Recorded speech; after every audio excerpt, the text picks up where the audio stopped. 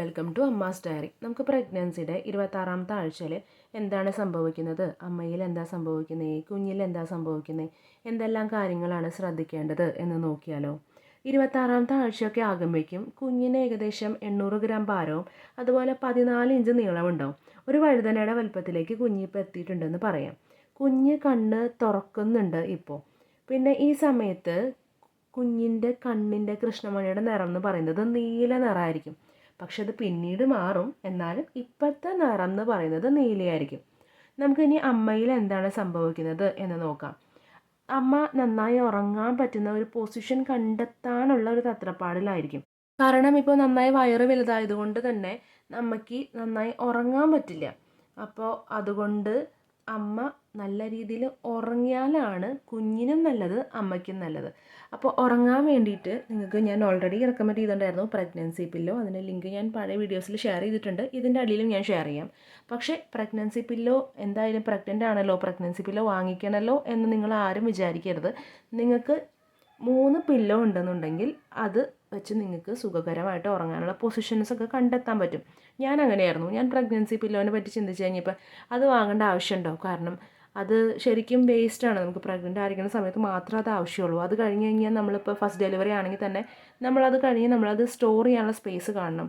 അത്യാവശ്യം വലിപ്പമുണ്ട് അതിന്. അപ്പോൾ അതുകൊണ്ട് ഞാനത് വാങ്ങിച്ചിട്ടുണ്ടായിരുന്നില്ല. പേഴ്സണലി പറയാമെന്നുണ്ടെങ്കിൽ ഞാൻ 3 തവണയാണ് യൂസ് ചെയ്തത്. ഒരെണ്ണം തല വയ്ക്കാൻ, ഒരെണ്ണം ഒരു നോർമൽ എന്ന് വെച്ച് കഴിഞ്ഞാൽ ഭയങ്കര കട്ടിയുള്ള പില്ലോ അല്ല, നോർമലായിട്ടൊരു പില്ലോ വയറിൻ്റെ അടിയിലായിട്ട് വെച്ചു. പിന്നെ ഒരു കട്ടിയുള്ളൊരു പില്ലോ, ഒരു മീഡിയം കട്ടിയിട്ട്, ഭയങ്കര കട്ടിയെന്നല്ല, മീഡിയം കട്ടിയുള്ള പില്ലോ നമ്മുടെ കാലിൻ്റെ ഇടയിൽ വെച്ചു, മുട്ടുകളുടെ ഇടയിലൊക്കെ ആയിട്ട്. അപ്പോൾ നല്ലൊരു സുഖകരമായിട്ടൊരു പൊസിഷൻ കണ്ടെത്താനും നന്നായി ഉറങ്ങാനൊക്കെ ആയിട്ട് സാധിച്ചു. നിങ്ങളൊന്ന് ട്രൈ ചെയ്ത് നോക്ക്. നിങ്ങൾക്ക് പറ്റുന്നുണ്ടെങ്കിൽ ഒന്ന് കമൻറ്റ് ചെയ്തോളൂ. എന്ന് വെച്ചാൽ നിങ്ങൾക്ക് അതുപോലെ ഉറങ്ങാൻ പറ്റുന്നുണ്ടെങ്കിൽ. പിന്നെ കുഞ്ഞിൻ്റെ ശരീരം വലുതാകുന്നതിൻ്റെ ഒപ്പം തന്നെ, കുഞ്ഞ് നമ്മുടെ ഉള്ളിലാണല്ലോ വളരുന്നത്, അതുകൊണ്ട് കുഞ്ഞിൻ്റെ ശരീരം വലുതാകുന്നതിൻ്റെ ഒപ്പം തന്നെ അമ്മയുടെ ശരീരം വളരുന്നതും നന്നായി മനസ്സിലാക്കാൻ പറ്റുന്നുണ്ടോ. ഈ ശരീരഭാരമൊക്കെ കൂടുന്നത് കൊണ്ട് തന്നെ ഈ അമ്മമാർക്ക് നടുവേദന, കാലുവേദന ഇതൊക്കെ ചിലപ്പോൾ അനുഭവപ്പെടുന്നുണ്ടാവും. പിന്നെ വളരെ ചുരുക്കം ആൾക്കാരിൽ തലവേദനയൊക്കെ പറഞ്ഞു കേട്ടിട്ടുണ്ട്. എന്ന് വെച്ച് കഴിഞ്ഞാൽ കുറേ ആൾക്കാർക്ക് എന്നല്ല, ഒരു 10 പേരിലെടുത്താൽ അതിൽ 1 or 2 പേർക്ക് തലവേദനയൊക്കെ പറയുന്നത് കേട്ടിട്ടുണ്ട്. പിന്നെ അതുപോലെ തന്നെ ഈ അരക്കെട്ട് ഇങ്ങനെ വലുതായി അതിൻ്റെ ഉള്ളിൽ യൂട്രസ് ഇങ്ങനെ, അതിൻ്റെ ഇടയിലാണ് യൂട്രസ്. അപ്പോൾ അതുകൊണ്ട് തന്നെ അരക്കെട്ടിൽ കൂടുതൽ സമ്മർദ്ദമൊക്കെ അനുഭവപ്പെടുന്നതായിട്ട് തോന്നാം. ഈ മോള് പറഞ്ഞ വേദനകൾക്ക് അങ്ങനത്തെ അതിനൊക്കെയുള്ള ഒരു പരിഹാരം എന്താണെന്ന് വെച്ച് കഴിഞ്ഞാൽ നല്ല രീതിയിൽ വ്യായാമം ചെയ്യുക, നടത്തം, നീന്തൽ, സ്ട്രെച്ചിങ് ചെയ്യുക, ഇങ്ങനത്തെ കാര്യങ്ങളൊക്കെ.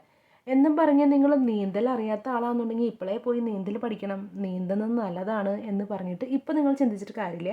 നിങ്ങൾക്ക് നന്നായി നീന്തൽ അറിയുന്ന ആളാണ്, നിങ്ങളുടെ വീടിൻ്റെ അടുത്ത് നല്ല നീന്താൻ പറ്റിയ കുളമോ അല്ലെങ്കിൽ എന്താ പറയുക സ്വിമ്മിംഗ് പൂളോ അങ്ങനെ എന്തെങ്കിലും ഉണ്ട് എന്നുണ്ടെങ്കിൽ മാത്രം നിങ്ങൾ നീന്താൻ വേണ്ടി പോയാൽ മതി. ഇപ്പം നിങ്ങൾ നീന്തൽ പഠിക്കാനൊന്നും പോകണ്ട. ഈ സമയത്ത് അവിടെ വേദന ഇവിടെ വേദന എന്നൊക്കെ പറഞ്ഞ് നമ്മൾ റെസ്റ്റ് എടുക്കാൻ പോയി കഴിഞ്ഞ് കഴിഞ്ഞാൽ കാര്യമില്ല. നമ്മൾ എന്തായാലും കുറച്ച് നേരമെങ്കിലും ചെറിയ രീതിയിലുള്ള വ്യായാമമെങ്കിലും ചെയ്യാൻ ശ്രമിക്കണം. ചെറിയ രീതിയിലുള്ള വ്യായാമം എന്ന് പറയുമ്പോൾ എന്തായിരിക്കും എന്ന് ചിന്തിക്കേണ്ട. ഏറ്റവും ബേസിക്കായിട്ട് നമുക്ക് നടന്നാൽ മതി. വേറെ ഒന്നും ചെയ്തില്ലെങ്കിലും കുഴപ്പമില്ല, നടക്കാം. വീട്ടിലെ ജോലി ചെയ്യുന്നുണ്ടല്ലോ, അപ്പം ഞാൻ നടക്കുന്നുണ്ടല്ലോ അതിൻ്റെ ഒപ്പം എന്ന് പറഞ്ഞിട്ട് കാര്യമില്ല. പക്ഷേ ഈ വേറെ സെപ്പറേറ്റ് ഒരു അരമണിക്കൂറെങ്കിലും മിനിമം കേട്ടോ പറയണത്. അതിനേക്കാൾ കൂടുതൽ നിങ്ങൾക്ക് എത്ര വേണമെങ്കിൽ നടക്കാം. മിനിമം നിങ്ങളൊരു അരമണിക്കൂറെങ്കിലും നടക്കാനായിട്ട് ശ്രമിക്കുക.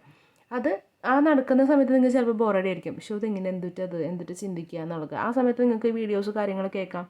അപ്പോൾ പിന്നെ വേറെ ടൈം വേസ്റ്റ് ഇല്ല. പിന്നെ അതുപോലെ നിങ്ങൾക്ക് പാട്ട് കേൾക്കാം. നിങ്ങൾക്ക് എന്താണ് ആ സമയത്ത് കേൾക്കാനുള്ള ഇൻട്രസ്റ്റ് എന്ന് വെച്ച് കഴിഞ്ഞാൽ അതിനനുസരിച്ച് ഇത് കേൾക്കാം കേട്ടോ.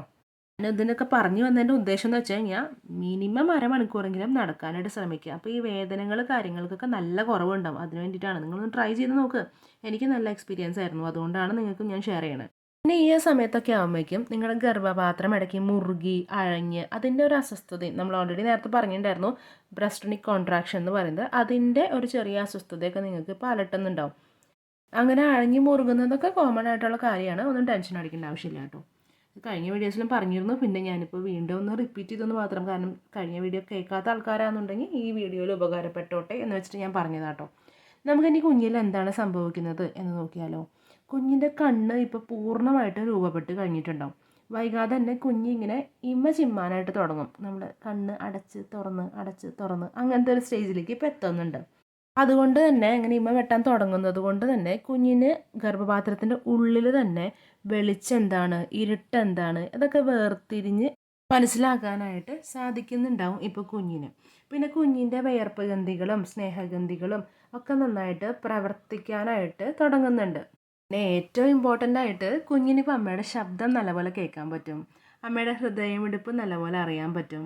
അതുപോലെ തന്നെ പുറത്ത് കേൾക്കുന്ന ശബ്ദത്തിനോടൊക്കെ കുഞ്ഞിന് ചെറിയ രീതിയിൽ ഇങ്ങനെ അനക്കങ്ങൾ അല്ലെങ്കിൽ ചലനങ്ങളൊക്കെ നടത്താനായിട്ട് പറ്റുന്നുണ്ട്. പിന്നെ കുഞ്ഞിൻ്റെ ശരീരത്തിൽ കൊഴുപ്പ് ഇപ്പം നല്ലപോലെ കൂടി വരുന്ന സമയമാണ്. പിന്നെ രക്തക്കുഴലുകളൊക്കെ ഓൾറെഡി രൂപപ്പെട്ടിട്ടുണ്ട്. നിങ്ങൾ ഡോക്ടറെ സന്ദർശിക്കുന്ന സമയത്ത് മിക്കവാറും നിങ്ങൾക്കൊക്കെ, എനിക്കൊക്കെ കേൾപ്പിച്ച് തന്നിരുന്നു, നിങ്ങൾക്കും കേൾപ്പിച്ച് തരുന്നുണ്ടാവാം. കുഞ്ഞിൻ്റെ ഹൃദയമിടിപ്പ് നിങ്ങൾക്ക് കേൾപ്പിച്ച് തരും. പിന്നെ കുഞ്ഞിൻ്റെ ഹൃദയമിടിപ്പിൽ ചില ഇടിപ്പുകൾ, അതായത് ചില ബീറ്റുകൾ ഇങ്ങനെ മിസ്സായിപ്പോവും. അത് നിങ്ങൾ പേടിക്കേണ്ട ആവശ്യമില്ല. ഈ സമയത്ത് അത് സ്വാഭാവികമായിട്ടുള്ള കാര്യമാണ്. നമുക്ക് ഈ ആഴ്ചയിൽ ഇനി എന്തെല്ലാം കാര്യങ്ങളാണ് ശ്രദ്ധിക്കേണ്ടത് എന്ന് നോക്കിയാലോ. നമ്മുടെ കുഞ്ഞ് ജനിച്ചു കഴിയുമ്പോൾ അല്ലെങ്കിൽ ജനിച്ചു കഴിയുമ്പോൾ എന്തൊക്കെ ചെയ്യണം, അതിനുള്ള തയ്യാറെടുപ്പുകളൊക്കെ നമുക്ക് ഇപ്പോഴേ തുടങ്ങാം. കുഞ്ഞ് ജനിച്ചു കഴിഞ്ഞ് കഴിഞ്ഞാൽ അമ്മ എന്ന് പറഞ്ഞ ആൾ നല്ലപോലെ റെസ്റ്റ് എടുക്കണം. പിന്നെ അതിൻ്റേതായ നല്ല നല്ല തിരക്ക് കാര്യങ്ങളൊക്കെ ഉണ്ടാവും. ആ സമയത്ത് നമ്മൾ എന്തെങ്കിലും ചെയ്യാമെന്ന് വെച്ചാൽ നടക്കുന്ന കാര്യമല്ല. അതുകൊണ്ട് തന്നെ വീട്ടിൽ കുഞ്ഞിനെ സ്വീകരിക്കാനായിട്ട് വേണ്ട കാര്യങ്ങളൊക്കെ ഇപ്പോഴേ നിങ്ങൾക്ക് ചെയ്ത് തുടങ്ങാം. ഇപ്പോഴേ ചെയ്ത് തുടങ്ങാമെന്ന് പറഞ്ഞു കഴിഞ്ഞാൽ ഡ്രസ്സ് വാങ്ങിക്കുക അങ്ങനത്തെ കാര്യങ്ങളല്ല, ബാക്കി കുറേ കാര്യങ്ങളുണ്ട് നമുക്ക് ചെയ്യാനായിട്ട്. അതെന്തൊക്കെയാണെന്ന് ഞാൻ വേറൊരു വീഡിയോയിൽ ചെയ്തിട്ടുണ്ട്. ഇതിൽ ഞാൻ വീണ്ടും റിപ്പീറ്റ് ചെയ്ത് പറയണില്ല, കാരണം നിങ്ങൾ അതും കേട്ടിട്ടുണ്ട് ഇതും കേട്ടിട്ടുണ്ടെങ്കിൽ നിങ്ങൾക്ക് ഭയങ്കര ബോറടി ആയിരിക്കും. അപ്പോൾ അതുകൊണ്ട് അതൊന്ന് പോയി കണ്ടു നോക്കിയാൽ മതി കേട്ടോ. പിന്നെ ഇങ്ങനെ ഓരോ കാര്യങ്ങൾ ചെയ്യുന്ന സമയത്ത് ഭർത്താവിനെ നല്ലപോലെ നിങ്ങൾക്ക് സഹായിക്കാൻ പറ്റും. അപ്പോൾ ഭർത്താക്കന്മാർ ഇത് കേൾക്കുന്നുണ്ടെങ്കിൽ ഭാര്യമാരെ നന്നായിട്ട് സഹായിക്കാനും ഒക്കെ പ്രത്യേകം ഒന്ന് ശ്രദ്ധിക്കണേ. അപ്പോൾ 26ാമത്തെ ആഴ്ചയിൽ ഇത്തരം കാര്യങ്ങളൊക്കെയാണ് ഉള്ളത്. പിന്നെ വേറൊരു വീഡിയോയും ചെയ്തിട്ടുണ്ടെന്ന് പറഞ്ഞു, അത് കാണാനായിട്ട് മറക്കരുത്. കാരണം അതിൽ ഞാൻ കുറേ കാര്യങ്ങൾ കുഞ്ഞ് വരുന്നതിന് മുമ്പ് എന്തൊക്കെ ചെയ്യണം എന്ന് ഞാൻ ഡീറ്റെയിൽ ആയിട്ട് പറഞ്ഞിട്ടുണ്ട്. അപ്പോൾ ചാനൽ നിങ്ങൾ ഇതുവരെ സബ്സ്ക്രൈബ് ചെയ്യാണ്ടാണ് കാണുന്നതെന്നുണ്ടെങ്കിൽ ചാനൽ ഒന്ന് സബ്സ്ക്രൈബ് ചെയ്ത് സപ്പോർട്ട് ചെയ്തോളൂ. താങ്ക്